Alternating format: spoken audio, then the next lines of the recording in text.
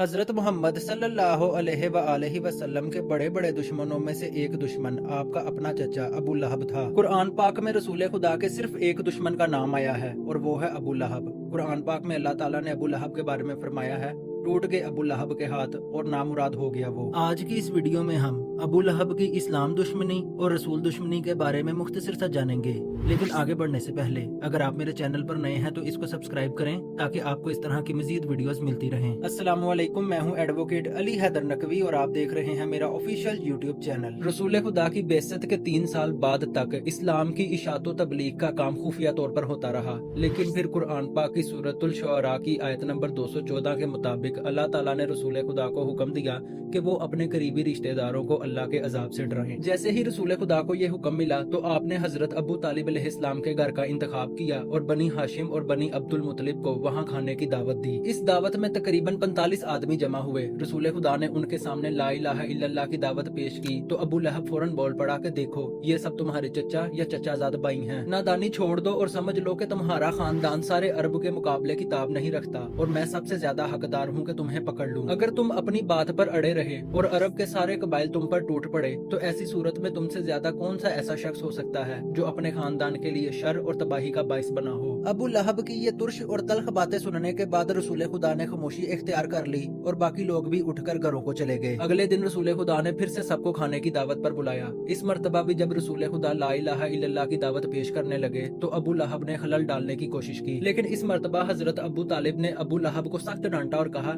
ए बदबख्त, तेरा इन बातों से क्या वास्ता। इसके बाद अबू लहब खामोशी से बैठ गया और दोबारा खलल डालने की उसकी हिम्मत न हुई। इस वाक़ये के कुछ दिनों बाद रसूल खुदा कोहे सफा पर तशरीफ ले गए और एक एक कबीले का नाम लेकर आपने कहा कि मेरी बात सुनो। रसूल खुदा की आवाज सुनकर लोग कोहे सफा के गिर्द जमा होने लगे। जब काफी ज्यादा लोग जमा हो गए तो रसूल खुदा ने फरमाया, ए लोगो, अगर मैं तुम लोगों से कहूँ कि इस पहाड़ के पीछे एक लश्कर बैठा हुआ है जो तुम लोगों पर हमला करने वाला है तो क्या तुम लोग मेरी बात मान लोगे? मजमे में से एक साथ सैकड़ों आवाजें आई कि जी हाँ, हम आपकी बात मान लेंगे, आप सादिक और अमीन हैं, हमने आपसे हमेशा सच ही सुना है, कभी भी हमने आपके मुंह से झूठ नहीं सुना। ये सुनकर रसूल खुदा ने उन्हें दावत तौहीद दी। रसूल खुदा ने अभी अपनी बात मुकम्मल भी ना की थी कि नाउजुबिल्लाह अबू लहब बोला कि सारा दिन तुम पर हलाकत हो, क्या तुमने सिर्फ इसी बात के लिए हमें यहाँ पर जमा किया है? अबू लहब की इस बदतमीजी, बद इखलाकी और गुस्ताखी के जवाब में अल्लाह ताला ने सूरतुल लहब नाजिल फरमाई। इस सूरह मुबारका में अल्लाह ताला इरशाद फरमाते हैं कि अबू लहब के हाथ टूटे और वो खुद भी हलाक हो, उसका माल और उसकी कमाई कोई चीज भी उसके काम न आई, वो अनकरीब भड़कती हुई आग में डाला जाएगा। अबू लहब का रसूल खुदा की मुखालफत करने का तरीका ये था कि हज के मौसम में जब मुख्तलिफ इलाकों से लोग हज करने के लिए मक्का आते तो रसूल खुदा उनके पास जाते और उन्हें दावत तौहीद देते। मुशरिकीन मक्का ने इसका तोड़ ये निकाला था कि वो हाजियों के रास्ते में बैठ जाते और वहाँ से गुजरने वाले लोगों को रसूल खुदा की दावत के खतरात से आगाह करते। इन मुशरिकों के दिलों में रसूल खुदा के बारे में जो आता ये उन लोगों को कह देते। इस कमेटी का सरबराह अबू लहब था। अबू लहब हज के अयाम में रसूल खुदा के पीछे लगा रहता और जहाँ कहीं रसूल खुदा तशरीफ ले जाकर किसी को तौहीद की दावत देते तो अबू लहब बाद में यूं कहता, लोगों इसकी बात न मानना, ये झूठा और बेदीन है।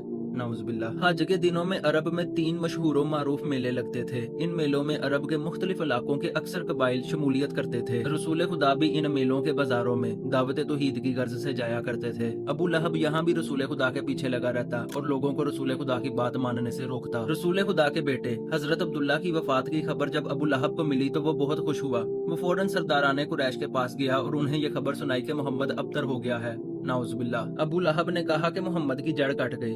अब्दुल्ला की वफात के बाद अब मोहम्मद का कोई नाम लेवा नहीं रहा।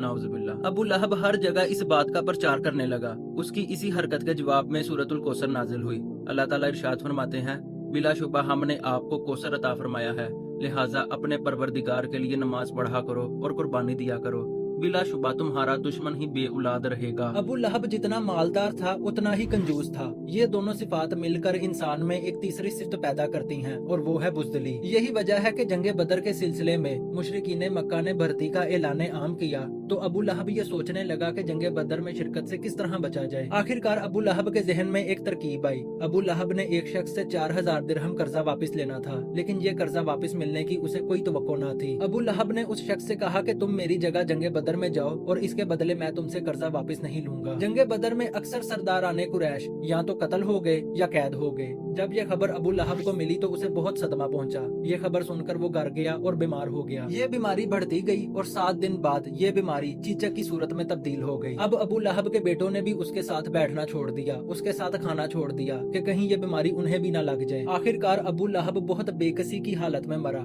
उसके मरने के बाद भी उसके बेटे उसके करीब न आए। 3 दिन तक उसकी लाश बेगोरो कफन पड़ी रही। आखिरकार अबू लहब की लाश गल सड़ गई और उसमें से बदबू आने लगी। अबू लहब के बेटों ने सोचा कि अगर इस तरह ही हमारे बाप की लाश में से बदबू आती रही तो लोग हमारी सरजनिश करेंगे। अब उन्होंने ये किया कि एक गड्ढा खोदकर लकड़ी से अपने बाप की लाश को धकेल कर उसमें फेंक दिया और दूर से पत्थर फेंक फेंक कर अपने बाप को दफना दिया। ये था रसूल दुश्मनी का वो नतीजा जिसके बारे में अल्लाह ताला ने इरशाद फरमाया था कि अबू लहब के हाथ टूटे और वो हलाक हो, उसका माल और उसकी कमाई कोई चीज भी उसके काम ना आई। ये थी मेरी आज की वीडियो। अगर आपको ये वीडियो पसंद आई है तो मेरे चैनल को सब्सक्राइब जरूर करें। शुक्रिया। अल्लाह हाफिज।